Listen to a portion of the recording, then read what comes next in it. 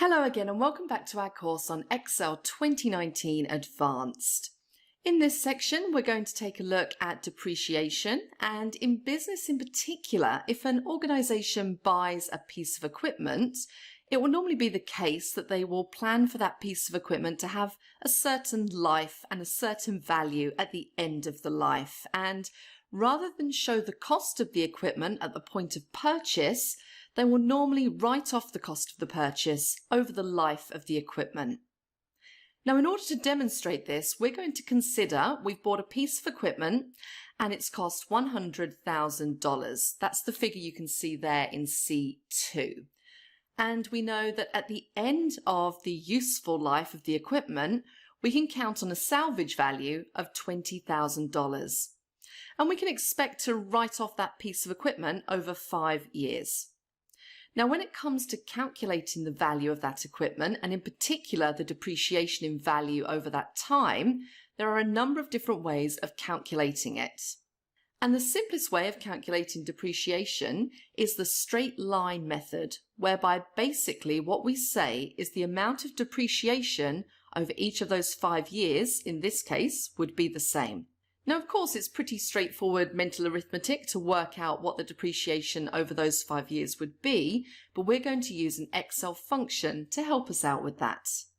So what I'm going to do, first of all, is calculate the depreciation per year for this equipment. And the function I'm going to use is the SLN function.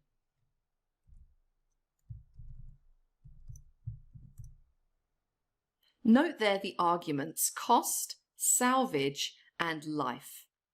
Let's use the function arguments dialog. And of course the cost is C2. And we know that's not going to vary, so we'll make that absolute. And then the salvage value, C3, absolute. And the life, C4. And make that absolute as well. Now note, one important thing here is that because this is straight line depreciation, it's going to be the same amount of depreciation for each of those 5 years. So if I was to fill down, you can see that it's the same. So let's now calculate the value at each of those 5 year ends. Now, a bit of a formula challenge here. The first one is pretty straightforward, as it's just C2 minus F2.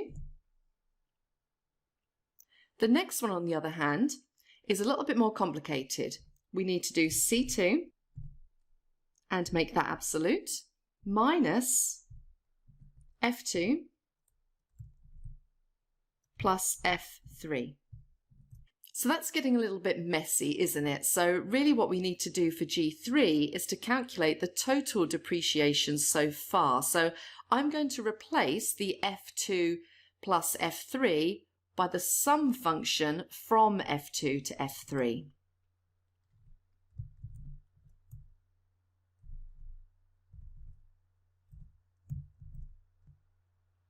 Now that's going to cause me a bit of a problem if I filled that down, because the formula in G4 would be the sum from F3 to F4, which is not right. So what I really need to do here is fix the start of the range that I'm going to sum.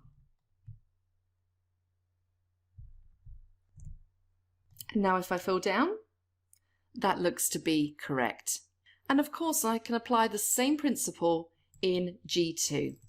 So instead of just having F2 there, what I'm going to have is the sum from F2 to F2. So it's only one number that I am adding, but then I can apply that, fill it all the way down, and we'll get our final figure. So let's do that.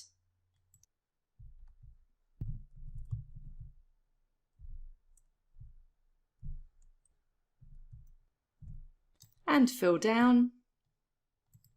And there we go. So once again there, I've emphasized the use of absolute references, and one particular reason for doing that again is to prepare you for exercise 3, which I'm going to present to you in the next section. And in exercise 3, you're going to apply a couple of different approaches to depreciation, so please join me for that.